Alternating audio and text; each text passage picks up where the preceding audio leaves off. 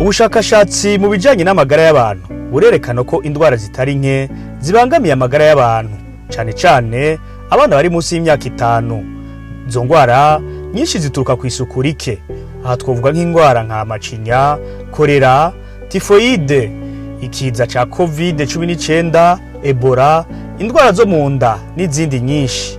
Bavyeyi, isuku na cane cane ifatiye ku gukaraba iminwe n'amazi meza n'isabune ni karahara mu ruganda ntibacure. Muti ni ryari dutegerezwa gukaraba n'amazi meza n'isabune imbere n'inyuma yo gufungura, tuvuye mu kazu ka sugumwe, tugira dutegura imfungurwa, duhejeje gutegura umwana yiyonyonyeko.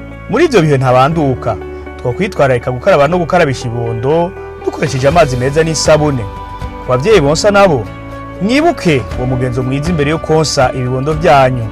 Menya neza muri ibi bihe vya none isi irimwo tutibagiye igihugu cacu, hagize imisi ibonekeza ibiza nka COVID-19 na Ebola.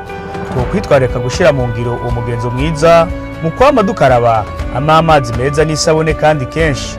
Bavyeyi namwe barezi, twame twibuka ko amagara ari amazi aseseka ntibayore. Twese hamwe tuyabungabunge mu gukaraba n'amazi meza n'isabune, soko ry'amagara meza. Ubwo n'ubutumwa muhawe n'ikigo SIEP gifadikanije n'ishiramwe mpuzamakungu ryitaye neza y'ibibondo UNICEF.